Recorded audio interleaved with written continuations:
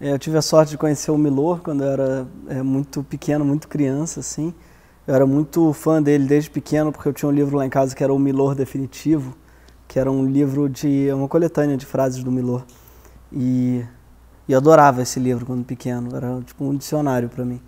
Adorava o Milor Definitivo, eu sabia de cor, assim. E um dia ele foi lá em casa e minha mãe apresentou: Gregório, esse que é o Milor. Aí eu falei: o Definitivo? Se falar do Milor sobre política, ou sobre religião, ou sobre amor, ele tinha a mesma facilidade, a mesma verve e a mesma graça sobre qualquer assunto. Isso eu achava muito bonito nele, assim. Da própria condição do humorista, ele fala uma coisa muito interessante, que é: o humorista é um sujeito que tem importância suficiente para ser preso, mas não o bastante para ser solto. Desconfie de qualquer idealista que lucre com o seu ideal. Acho que isso daí vale para tudo na vida, assim, para a religião, mas vale também para os trabalhos que a gente é chamado, vale para tudo, a quantidade de vezes que a gente... Eu me deparo com o Milor o tempo todo no dia a dia, isso que eu acho que me fascina nele, assim. Eu acho que ele tem a resposta para tudo, é uma espécie de... Milor é o meu I Ching, quase.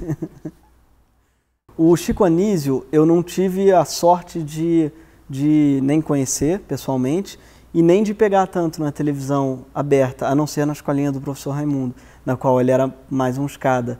Então os programas dele não são tanto da minha geração. Eu fui ver o Chico Anísio pelo YouTube, assim, e gostei muito, porque eu acho que ele é um compositor de tipos maravilhoso. Não conta agora para ninguém dizer que é mentira. Boa noite. O humor anglo-saxão, né, ao contrário, é muito de situação, é o humor do Monty Python e é também o humor do sitcom, é um humor que não é baseado em personagens. Tem, claro, personagens, mas é sobretudo como é que eles se deparam frente a uma situação específica. Mas eu acho fantástico essa capacidade do Chico, de vários humoristas, de comporem tipos e tudo. Eu só não me identifico tanto, mesmo assim. Embora eu ache louvável. E eu acho que popularmente, sobretudo no Brasil, é o que mais funciona. O povo gosta muito de ver tipos identificáveis, gosta muito de bordão também.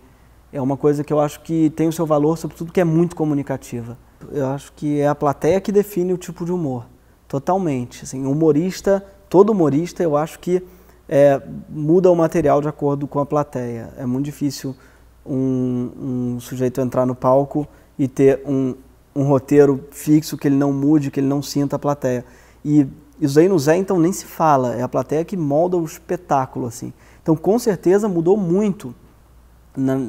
A cada teatro que a gente passou, assim, mudou totalmente o espetáculo e o tipo de humor. A gente começou para 50 pessoas no Maitá, depois para 120 na Gávea. Quando a gente veio, estava dando para 1.200 pessoas no centro da cidade. E aí mudou bruscamente. Tinham mendigos da Praça Tiradentes, que custava R$5 o ingresso. Então, tinham mendigos mesmo da Praça Tiradentes que juntavam 5 pratas e iam ver o espetáculo, pagando, assim. Isso é muito legal. E você não pode desprezar esse público que quer ouvir outras coisas, é um fato, assim. Então a gente fazia o Zé muito um espetáculo para o público e de acordo com o que o público pede. Então pega esse traço do humor que é moldável pelo público e leva ele, assim, ao paroxismo, leva ao máximo que você pode chegar, que é: o que vocês querem ouvir? A gente pergunta para o público quase: vai, diz aí, o que vocês querem? Então, eu acho que no caso específico do Teatro 4, por exemplo, o que o público pedia era um humor bem iconoclasta, assim, um humor negro, ou então um humor de referências pop, enfim, coisas que fossem facilmente reconhecíveis pelos adolescentes. O humor de atualidade, pediam muito isso. No João Caetano a gente teve que partir para o humor mais geral, mais popular talvez, imitação de repente funcionava mais. Então a gente ia vendo o que funcionava e ia mudando. Eu acho que quanto mais gente você fala, mais cuidado você tem que ter, com certeza. Porque tem uma responsabilidade grande, que até acho que é o problema dessas questões todas do humor aí hoje em dia que estão tendo.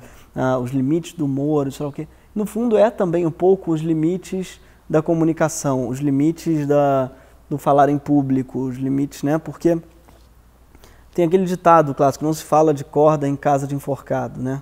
Quanto mais gente você está falando, mais chances de ter um enforcado ali. Eu não gosto de humor grosso. tem gente que gosta especificamente. Eu gosto sim de um humor mais iconoclasta, um humor que quebre, de repente, o que as pessoas estão esperando, ou porque eu gosto de inversão de expectativa. Comentários que você não faria perto de um lutador de Vale Tudo. Pô, Grace é tipo de Grace Kelly, assim. Um humor que só se baseia na polêmica, por exemplo, ele é vazio. E não é nem que é crime, não acho que seja criminoso ou que seja uma coisa nojenta, não é isso. Eu só acho que é vazio, porque é aquele riso de nossa, você teve coragem de falar disso. É um riso bobo, porque eu inclusive já fiz, como você citou, piadas desse tipo. Mas não são as piadas que eu mais me orgulho. Por exemplo, se você falar cu numa plateia cheia, as pessoas vão rir. É triste esse fato, esse dado é triste, mas é real, é um dado científico. Você não precisa contextualizar o cu, você não precisa nada. Cu, as pessoas riem. Agora a questão é, você gosta desse riso? Você precisa desse riso? Você, sobretudo, valoriza esse riso, né? E eu acho importante a gente buscar não só o riso, mas determinados risos, né? Um riso, de repente, mais de surpresa do que de confirmação, né? Porque tem aquele humor de confirmação de expectativa, que é humor de... É um pouco o humor do bordão. Quer ver que ele vai falar isso? Quer ver que ele fala isso? Falou! Aí você ri. Porque improviso muda um pouco as regras, como eu estava falando do Zé, porque a plateia que pede, você tem que lidar com essa ação e reação imediata. Então não dá muito para você refletir sobre o melhor tipo de humor. Às vezes a melhor piada é a que você fez na hora, né? Então, tudo isso eu estou falando, mas assim, é uma coisa que a gente evita, a gente tenta evitar no Zé esse tipo de piada ou aquele, a gente tenta, mas na hora o que rolar é a melhor coisa que poderia ter rolado, né? A gente aprendeu isso, né?